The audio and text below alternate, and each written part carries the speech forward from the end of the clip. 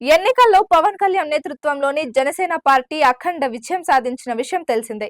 పోటీ చేసిన 21 assembly, 2 parliament స్థానాల్లోనూ గెలిచి క్లీన్ స్వీప్ చేసింది. ఈ నేపథ్యంలో వైసీపీ సీనియర్ నేత బాలినేని శ్రీనివాస్ రెడ్డి ట్విట్టర్ వేదికగా జనసేనానికి శుభాకాంక్షలు తెలియజేశారు.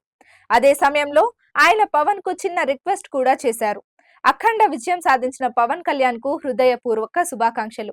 హింసాత్మక ఘటనలకు తావు లేదని నిన్న మీరిచ్చిన సందేశం హర్షణీయం.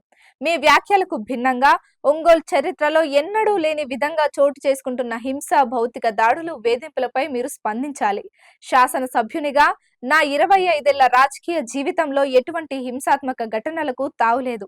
ఎప్పుడూ ఇలాంటి ఘటనలు జరగలేదు అని ట్వీట్ లో బాలినేని రాసుకొచ్చారు. ఆంధ్రప్రదేశ్ అసెంబ్లీ ఎన్నికల్లో టీడీపీ, జనసేన, బీజేపీ కూటమి జయ కేతనం ఎగురవేసిన ఈ క్రమంలో ఆ పార్టీ అధినేత పవన్ కళ్యాణ్ ఎంతో ఉత్సాహంగా ఉన్నారు.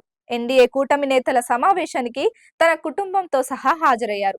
సతీమణితో పాటు తన కుమారుడు అకీరా నందన్ ను సైతం ఢిల్లీకి తీసుకువెళ్లారు.